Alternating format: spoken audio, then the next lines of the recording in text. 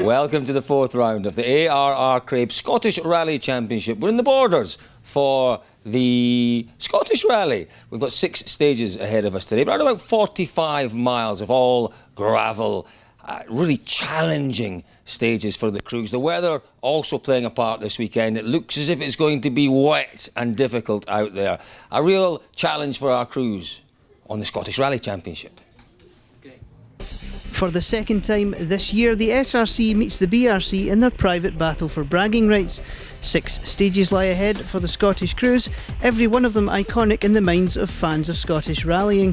Twiglees, Castle Oar, A and Windy Hill, all fantastic driver stages. And as Colin said, the weather was likely to range from bad to worse, making tyre choice the big talking point before the start.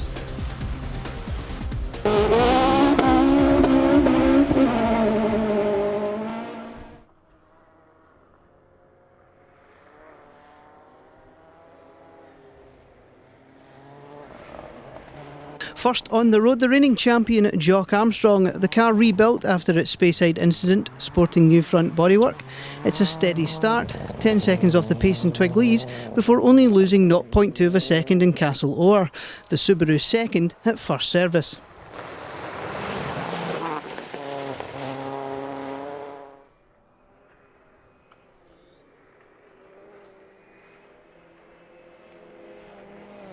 Having completed 2 stages on the Friday night as part of the BRC, Ewan Thorburn and Paul Beaton are already warmed up this morning, and it shows fastest by 10 seconds in Twiglees into stage 2, and things go a little bit wrong.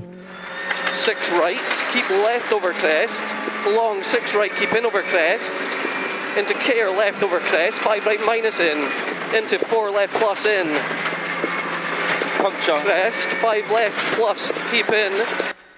Despite the flat tyre, they are still fastest, but only by 0.2 of a second, to lead at first service.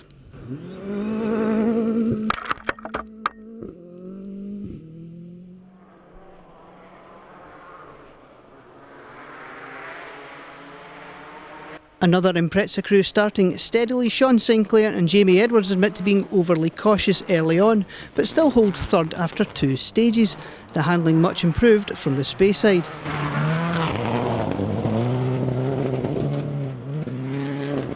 5, 4, 3, 2, 1, go. 40, right 5 in.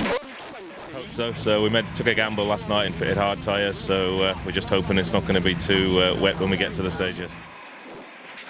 That's an interesting strategy call from Faulkner and Foy, and this is early on in SS1. And right 2 minus here, and left 1. 80 to left 2, turn immediate right 9 plus. Narrow, Well, that's an overshoot. It looks like there was nothing Mike could do. The car just refusing to stop, and it always seems to take forever to find reverse in these situations.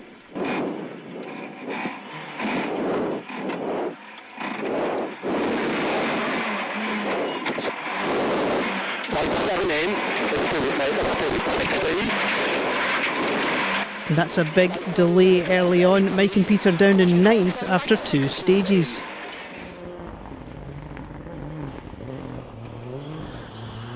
Having missed the Speyside, Rory Young and Alan Cathers are back in action, and it's a good start in the Fiesta, 6th after the opening loop.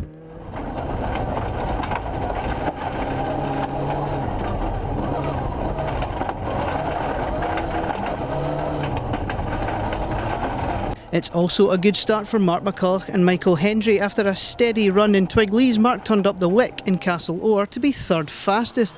This leaves the Hardy Evo 5th after 2 stages. Donnie McDonald has drafted Neil Shanks into the hot seat for this weekend, and they're straight into a battle with fellow Fiesta crew Young and Cathers.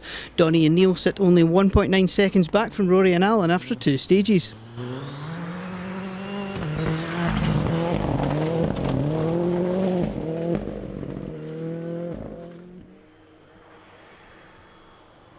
Greg McKnight and Laura Marshall have shot out of the blocks this morning. They were 3rd quickest on the opener and 4th on stage 2. They're giving Sean Sinclair plenty to think about, only 0.5 seconds back from the World Rally car by first service.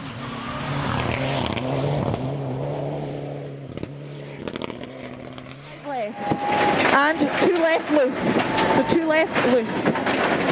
And long 4 right, keep in over crest, and 5 left. So Freddie Milne and Jane Nichol are another Evo crew on a charge this morning. They sit 8th after 2 stages, only 3.7 seconds away from Donnie McDonald's R5. see it, then 60 to 5 right over crest and 3 left loose. So 5 right, 3 left loose. And crest and tight 4 right. So tight 4 right at the crest.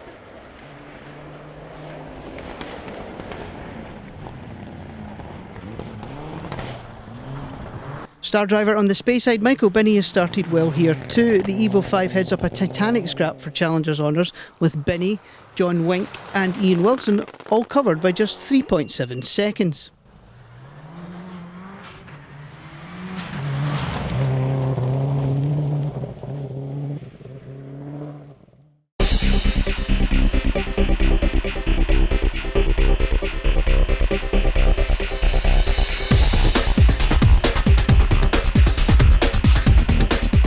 Pretty steady run through the first one, then we caught a puncture on the second one, just a couple of miles from the end. It was my fault. It was slow second gear corner, it was a no cut, but I did cut, so I can't believe it enough. But yeah, it's good enough. Stages are pretty good, so. It was alright. I kind of had a couple of I wonder what's going to happen here, but the rest of it was good and I kept it smooth. Just I think if you, in the wet stuff, if you just keep it smooth, it's better. Don't get too ragged on it.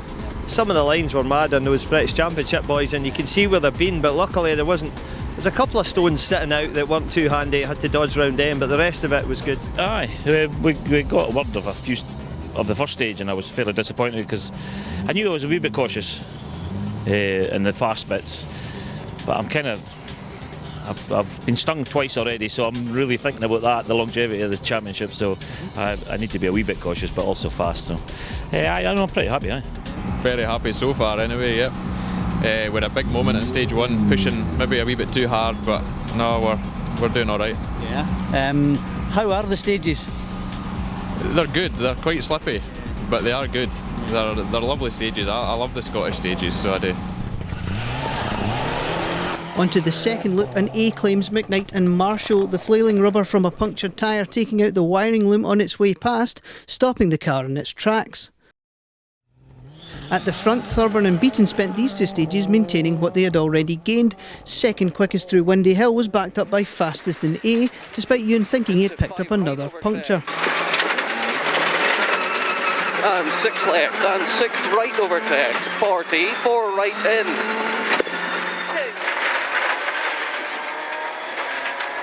120, left 3 line, 50, crest, 80 down, right 1.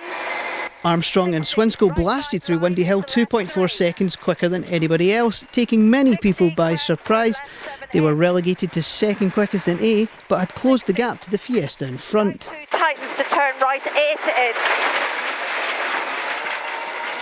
Into long left 4 and right 2 in. 50. 40, slow, 5 left in, 40, turn square right. 5 left in, 40, turn square. Sean Sinclair equalled Thorburn's time in Windy Hill, however A didn't go to plan, dropping 12 seconds to Armstrong in just 8 miles, and unable to explain why.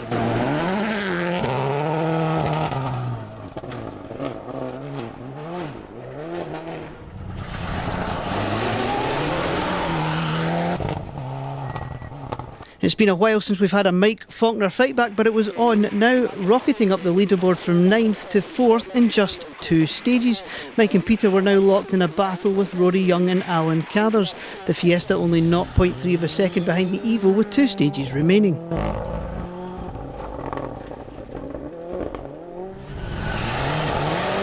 McCullough's good form continued in stage 3 with a 4th fastest time, but then disaster, a front puncture spoiling all the good work, dropping him to a frustrated 6th.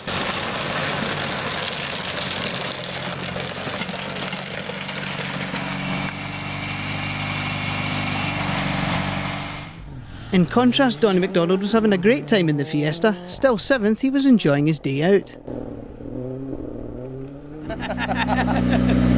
Loved it. Enjoying it? Loved it, mate. I loved it. Honestly. Having a great day, honestly. Good, great superb. Day. Stick in. Cheers, Robert. Thank you. Freddie Milne has developed his own way of dealing with the chicanes. After it, you've got 150. Crest. Things were still going well for Milne in nickel, 8th, with no real threat from behind them, and still within 4 seconds of Donny, with 2 stages to go.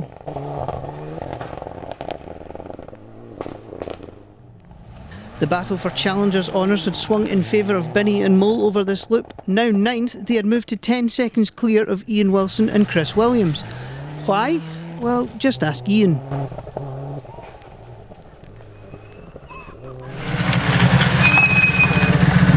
I love having no brakes. Oh, he's still got no brakes. Just occasionally, just when I really need them.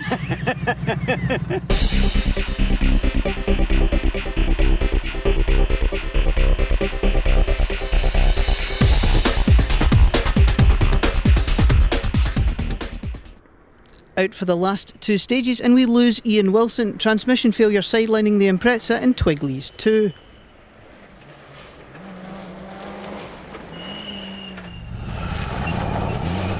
Inheriting second in the Challengers on the day, Simon Hay and Callum Jaffrey move into the Challengers points lead after their best result so far in their Evo.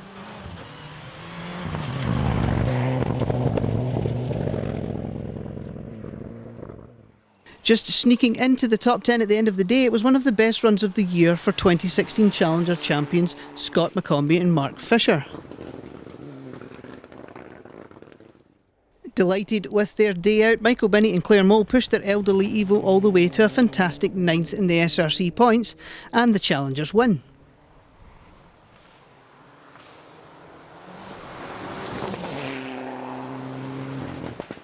Really pleased with that. Again, it's got the class win as well, so it's been a good day all round. Yeah, I mean, I spoke to you at the end of A, and it was clear there that you'd had a really good run through that stage. Your time was really good. Yeah, no, but went well through there, and through the second last stage, Twigley's as well. We had another good run through there. Just really good rhythm in the car. We seem to be gelling together really well, and everything's just flowing really nicely. So it's a good feeling when you come out of a stage like that. Another happy Evo driver. 8th is also one of Freddie Milne's best efforts so far this year. The new partnership with Jane already producing results.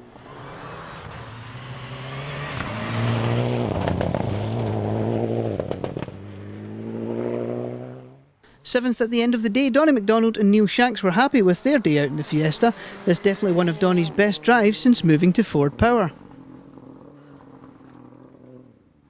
That SS4 puncture was the only real blemish on McCulloch and Hendry's day, once again showing they have the pace, if maybe not quite the luck.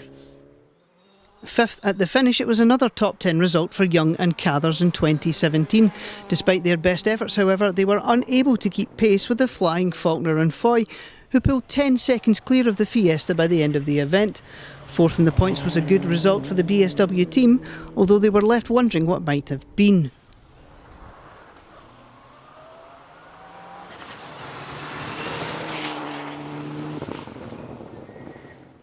Second in the National B, but third in the SRC points for Sean Sinclair and Jamie Edwards gave the S14 crew yet another podium this year. Sean very much looking forward to the next round in Argyll. The last time an event ran there, he was the winner. Delighted.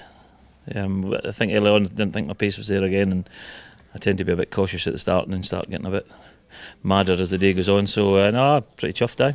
Good. Yeah, plenty to read out today, and at a fair pace as well. So particularly in Twigley's as well, there was a lot of corners to call. But yeah, it's been good. Started well, and yeah, disappointed to lose a bit of time on the middle loop. But then on the last loop, the last couple of stages, we had a good run. So yeah, very pleased to be third. Aye, no, they say the stages are terrific, and that obviously unused for so many years that there'll be no abuse on them. We're just about to change that. Good. Thank you very much. Backing off over the final loop, it was a very measured and calculated performance from Armstrong and Swinscoe. They did enough to take the National B win and second in the points, keeping their title hopes alive after the Speyside disappointment.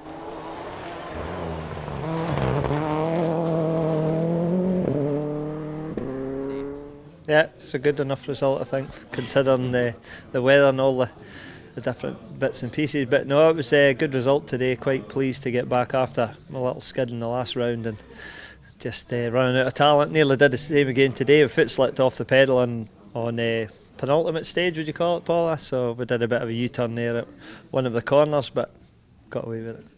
Fastest over the final stages, Thorburn and Beaton secured the win by 35 seconds at the finish. This result strengthening their position at the top of the championship standings with 3 events remaining.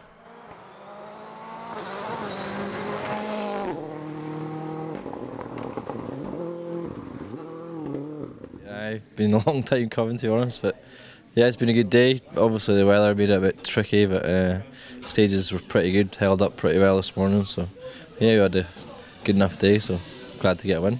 You've had some problems with the car over the last wee while, but today run faultlessly?